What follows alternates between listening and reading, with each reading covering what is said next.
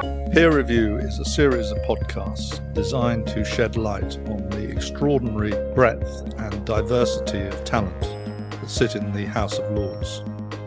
The House of Lords often gets a bad rap because it is thought to be a house of cronies and it is an unelected house. But I hope through these interviews you will see that there is this extraordinary talent, there is a great knowledge and experience, and with that I leave you to draw your own conclusions. My guest today is the one and only Naren Patel, Lord Patel of Dunkeld, the well-known obstetrician who's won every award. I mean, it's ridiculous. You were knighted in 97, here in 99, and 2009, you were given the Order of the Thistle, the first Asian to get the Order of the Thistle, I think. And of course, you were Chancellor of Dundee University in 2006. So, I mean, incredible history. And you've been a great friend to me and help to me in years I've been in the Lords. And it's so nice to be with you.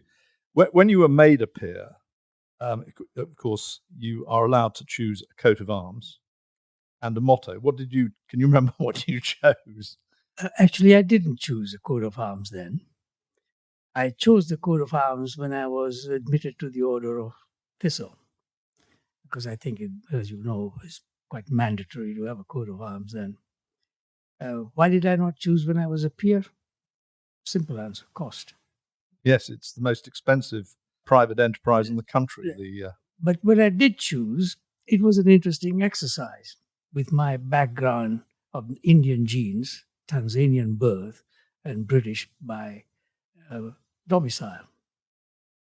So we had a great discussion with my wife, Helen. Finally, we agreed that it had to be a combination of all of that. So the shield has a blue cross on it, which is a cross of both my universities. I'm a graduate of St. Andrews University. And of course, I was Chancellor of the University of Dundee, but I worked most of my life in Dundee. So the shield is a white shield with blue cross.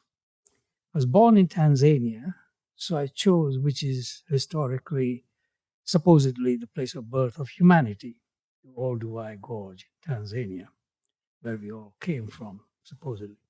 So I chose, with my background of all my life caring for women, I chose a woman holding the Egyptian ankhs, which is the sign of life, which fulfill both my obstetric background, women, and life.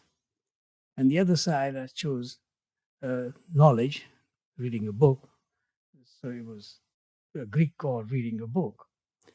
And as my crest, I chose a woman holding a child.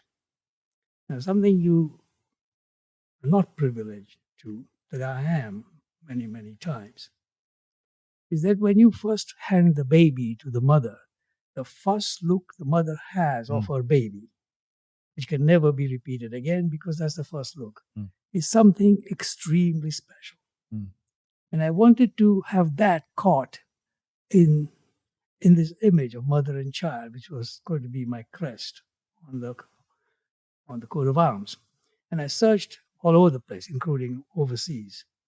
Eventually, anyway, I found somebody, a wood carver from Scotland, who did it. So now it's in the stall at the top of the crest, which, as you know, will be handed to my children or my wife when I die. I think that first look of the mother is amazing. I saw it 4 times. Of course, in my wife's case, it was total shock, but you've seen that. In truth, it was an unbelievable joy and often tears. It must be amazing privilege, as you say. But going back, I mean, you talk about Tanzania. When did you come over here, and what was the circumstances? Well, I was born in Tanzania, in a remote part called Lindi, which is just about on the border between what is now Tanzania and Mozambique.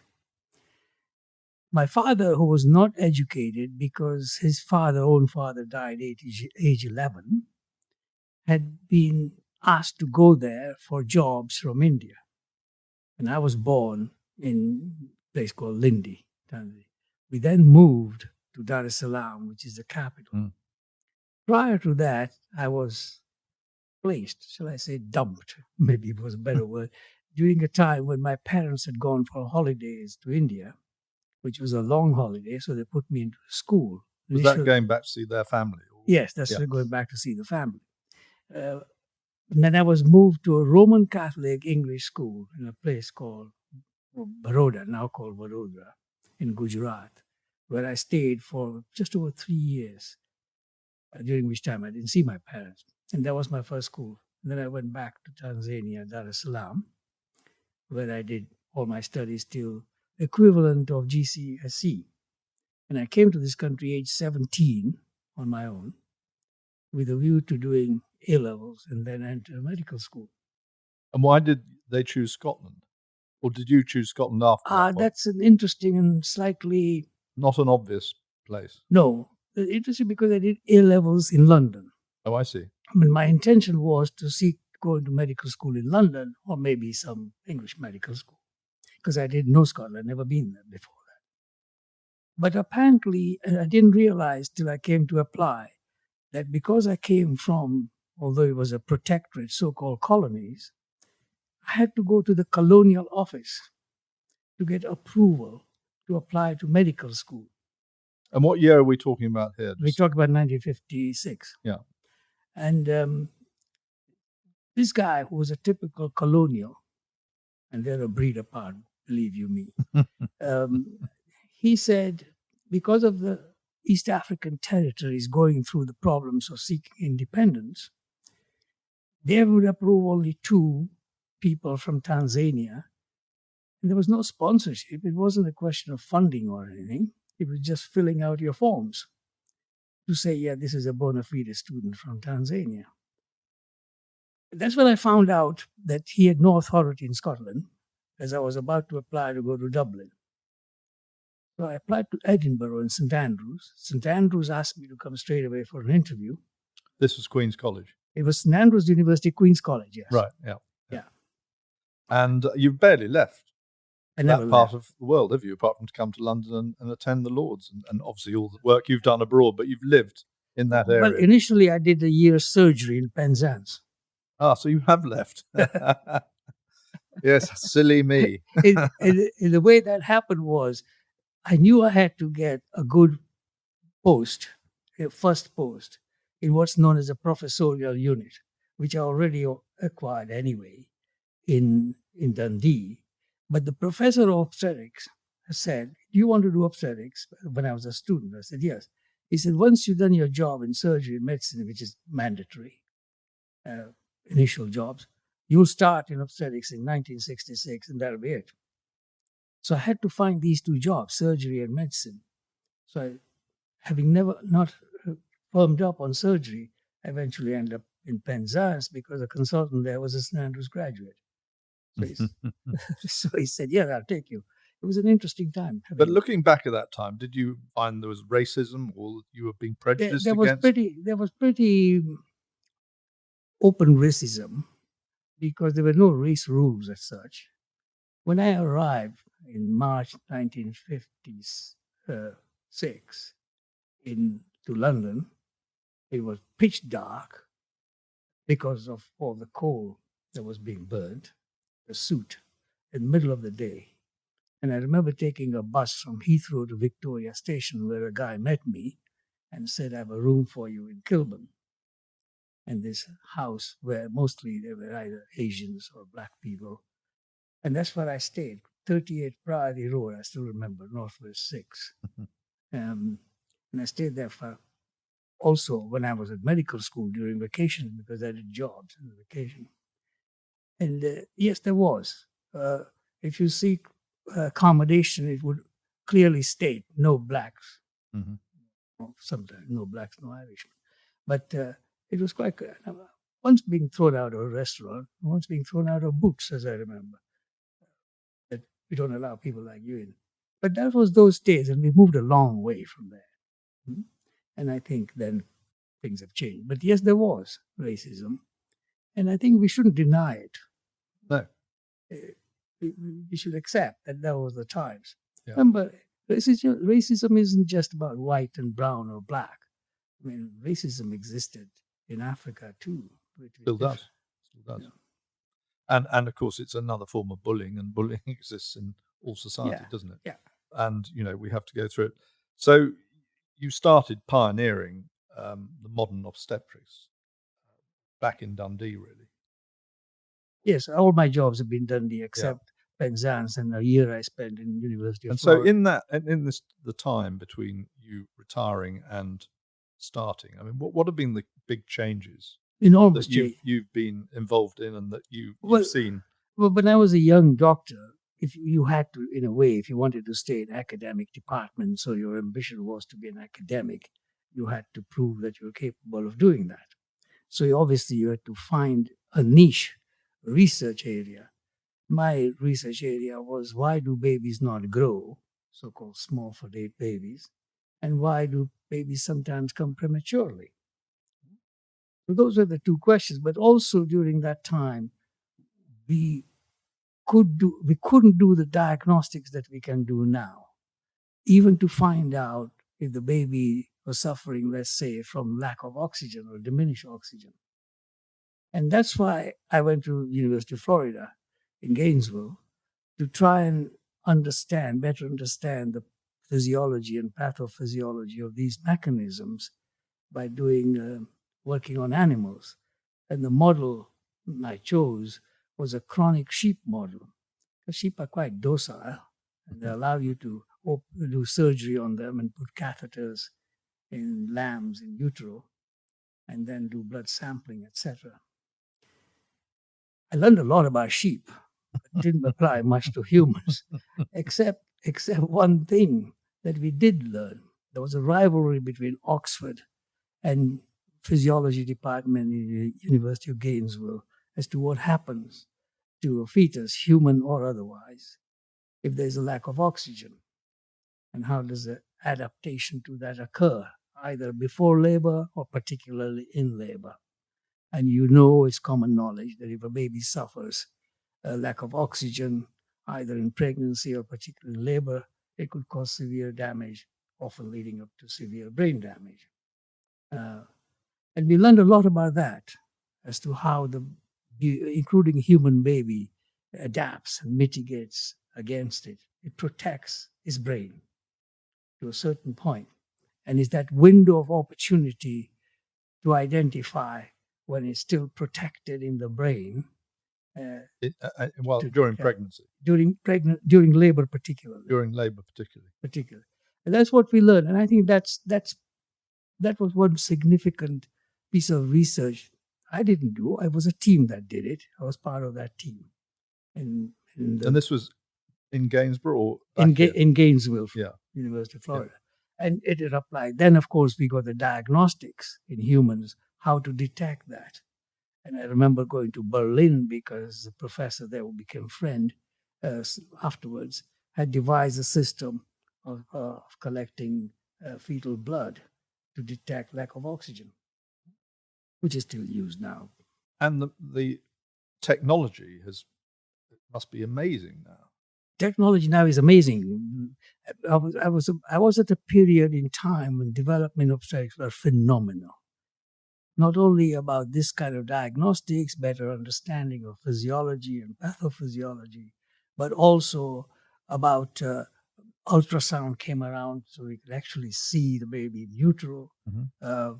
We can measure the baby's growth and performance. The fetal heart monitoring came about. So anyway, I was lucky that I was involved in each part of it in a different way, either learning about it or being involved in research about it. Which other bits of research do you? But at one time, I had done quite a lot of research in how the human babies reacts and recognition of the fetal heart rate patterns, either during pregnancy and particularly labor, and how it does vary from a normally grown, healthy baby to a baby that's not fully grown or is compromised in any way, either through infections or growth or whatever. And even now, you'll see, it is said that obstetrics has one of the highest rates of litigation. And if you look at it, most of it is related to failure to recognize that the fetal heart pattern was suspicious of a baby having lack of oxygen or some other issues. and they do not have the knowledge that each baby, depending upon his background, whether he's healthy or normally grown or not, will stunt the response. People claim that you can identify through antenatal recordings, but you can't, because I did a randomized study that showed that you can't. So you had a team of people working with you. Oh yeah, I was very lucky that the department. How many would have been on that team? But in Dundee, of course, when I became a consultant, we were all the consultants with different special interests, plus research workers and other junior staff that we developed as academics. But the environment in Dundee at that time was excellent, because the professors then believed in each one of us having a specialism. So with a cancer doctor, infertility doctor, endocrine doctor, and myself as an obstetrician. It's amazing what you've achieved, because you've been recognized in Germany, Finland, Argentina, Chile, and Italy, to name a few, as a patron or member of their societies, which is extraordinary how there's been a sort of global.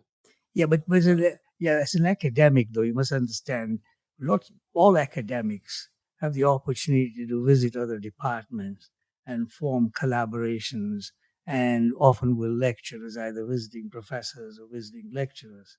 And through that, you get recognized, and they all become your friends. So you get these bakshi qualifications. There's no time for false modesty, sorry. But anyway, extraordinary career, and you ended up as the Royal Society in Scotland, which must have been exciting, a huge privilege. Yeah, well, yes, all of these things. The thing is that if you ask me to describe in one word, how would I describe my life? Extraordinarily lucky, and that luck doesn't seem to stop. I suppose it will stop one day, but not yet. Do you go for the Arnold Palmer theory? The harder I practice, the luckier I become. Well, I certainly become luckier, but I don't know that I practice harder. I suspect you did. So in '99, you become a crossbench peer. Just give us a bit of, because obviously I have no knowledge of what the crossbench peers do behind the scenes, but give us a little insight into. Well, first of all, I was appointed in '99. It was an interesting story. I was in Argentina lecturing, and my secretary called and said number 10 was looking for me. So I called back next day, and they said it was the intention to recommend to Her Majesty that I had been made a peer of the realm. And I said, "Oh, I'll call you back tomorrow." But I was quite clear that I would not join the party, any of the political parties. And they said, no, there's no intention of it. It will be through the honors list. Remember, in those days, crossbenchers were appointed through the Queen's honors list. So it was the Queen's New Year's honors list in '99 that I was appointed as a crossbencher. But I was still working, and I'd just gone back to clinical work. So, but that wasn't the real reason. The real reason also was clinical work, but I was also appointed by the Scottish Parliament to do a job for our Scottish Health Service. So I couldn't come to London that often. So I didn't really come for the first 4 or 5 years. That was going to be my next question, because of the Scottish Health Service. What felt you achieved with that? Well, initially, if you're an academic or aspire to be academic, you first of all have to prove that you are a bona fide academic. So you have to make sure that you have some recognition as something that you're really academically interested in, and demonstrate that you can progress the specialty in that direction. So you're always concentrating, and then you're a clinician, so you want to be the best clinician. There are lots of what I call pedestrian clinicians, pedal snake oil. Anyway, so initially it's a concentration on your academic interests. After that, I got interested in, and that was interesting how I got interested in colleges. It was mainly to try and improve training. It wasn't so much about medical politics. It was more about improving the training. I wanted the training to be devised, and I subsequently achieved with a good friend. He was a professor at Newcastle, Bill Dunlop, to change the system, which is now used by other specialties too, which is a competency-based training. And just so that people can understand, obviously crossbenchers have no affiliation. You do have a convener who sort of tries to bring you to some form of order. The convener is interesting because convener never tells you how you'll behave or how you'll vote or anything. Well, certainly not you. Well, but they do try to inform you about what's going on because they're in contact with other front benches, so to speak, in the Lords. And if there are times when, if there have been any reported misbehaviors on part of an individual, then the convener is perfectly at liberty to say something either personally or generally that kind of. But on the whole, the convenership works fine as a crossbencher because they're all independent individuals. Yeah, the interesting thing now in this period of politics is that in the Lords, the government rarely wins votes. And presumably there are times where the convener speaks to our leader of the House, which is a Conservative at the moment, and he says, look, we've got to get this legislation through. Can you not guide your people a bit more to helping us? I mean, presumably those conversations go on. I think if you ask me my personal opinion, then it is this, that in the past, there were less number of people on the crossbenches who either were political appointments. Remember, it is still possible for Prime Minister to appoint people who are crossbenchers. And there are people who come from a more political background who initially may not have been appointed as crossbenchers but have switched from other parties. And that's a considerable number. And that has changed the character as it used to be of the group of crossbenchers as a group. For instance, we always regarded that one ping pong is fine, but never two ping pongs. Ping pong is when the bill goes back to the House of Commons and then back to the House of Lords. Yeah, so we send it back, and if it comes back, we let the government of the day win the day.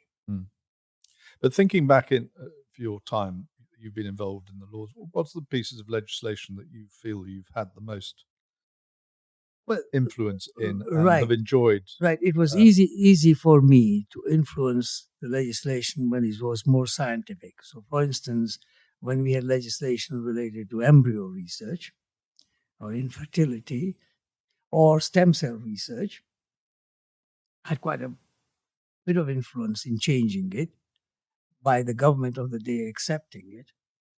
But that was based on arguments that were totally scientific. And a lot of that would have been behind the scenes, I guess. No, some of it was in the chamber, but it was because there were lots of people who opposed that legislation. And in that respect, I suppose I was for government. The other piece of in health legislation is one about training when we established different, how was the minister, for instance, in the government. And also, when I won the vote, that the government did not reverse, only by 4 votes, to make mental health have equal status to physical health. So mental health having the same esteem as physical, which I think is very important. And even more so now. Yes, exactly. And the whole idea was that the amount of funding that's required for mental health should be proportionate to the needs as it is to the physical health. So, and there was one other one in welfare, which was, even the Daily Mail said, the son of an immigrant fighting for welfare, with compliments, to which I was surprised. Daily Mail, but there we go. So yeah, but others were just peripheral in terms of joining others to, but mostly it's related to education or higher education. And given that you came into the health service from another part of the world and now see what it is now, I mean, what's your take on the current situation? I mean, is it a sustainable thing, the National Health Service? No. As you know, I chaired a committee on long-term sustainability on NHS. And we said then that the 2 biggest challenges are the workforce problem and fixing social care funding. so that people who need social care are looked after in social care situation, not in healthcare situation, which jams up the whole system. Yeah. And now we got a problem of primary care. I proposed a select committee last year, which is sitting now on primary and community care, that will report in a few months' time. I'm not a member of it, but I proposed it. Because our model for primary care is based on the healthcare that was necessary in 1948, which is now, I don't think, is applicable, because medicine has changed dramatically. The life situation has changed, management of diseases has changed, and we need a different model, primary and community care. And do you feel that you're banging your head against a brick wall all the time, or do you think you're making progress, or a bit of both? I think the progress is rather slow, so it feels like banging your head against the wall, but that hole is getting a bit bigger in the wall. And I think it will get to a place where it will crash through. But it will require a political will. I think we politicize the healthcare too much in this country. It's easier to give it money than it's easier to play a football with it. Yeah, based on ideology rather than what the service ought to be. Detach it from the politics, and it might do better. Well, it was always thought the Conservatives could never touch the NHS, and Labour could. So, depending on the outcome of the next election, remains to be seen. But in Scotland, it's worse. You've answered my question. And how's that got worse? I tell you what, when I said to you I didn't come to the parliament when I was first appointed, it was partly because the politicians of the time who were in power in the Holyrood Parliament asked me to chair a new body that they wanted to create called Clinical Standards Board, to make sure that clinical standards across Scotland were the same and delivered to the same outcomes. And I thought that was novel, and I was prepared to take it on. It helped that the chief medical officer at the time was a friend of mine, and we were at university together, Sir David Carter, who was professor of surgery, a liver transplant surgeon in Edinburgh. And we were friends, so it was easy to carve up the whole thing, so to speak. What I said to them is, just give me very simple legislation that gives me power and authority as the organization. I'll change it for you. And we did. We were very successful. And actually, it was recognized that the health service in Scotland was immensely better, on par to some of the best results in the other OECD countries. It wasn't politicized, because the other commitment I had from the minister was, when I produce a report of a colorectal surgery in a given hospital not coming up to standards, I don't want defense from any politician from that region or the minister. All I want them to say is, we expect it to meet the standards. And they did stick to it. I've gone through 5 ministers of health without them.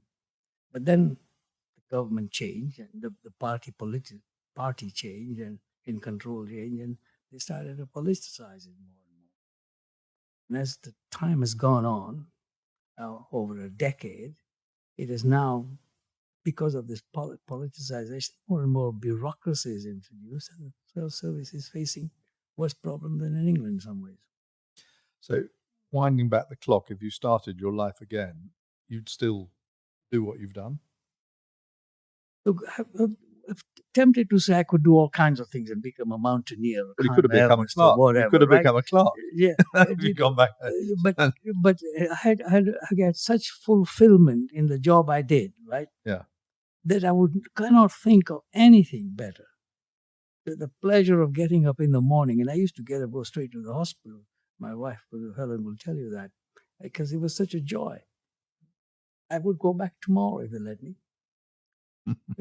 Because it was really highly fulfilling. A legacy a doctor could hope to live was to have had great fulfillment in your job, that you help people in their needs and they appreciated your help. And that's what a doctor's legacy is. Fantastic. Well, Naren, you've still got a lot to do to help medical profession change in this dynamic new modern world we're in. And it's so important what you do in the Lords and what you have done over time, as you've demonstrated. Thank you very much indeed for sparing the time. It's been great talking to you as always.